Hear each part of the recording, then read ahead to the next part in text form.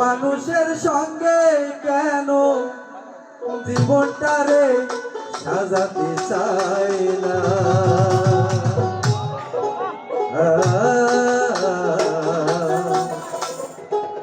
না জেনে না বোঝে তারে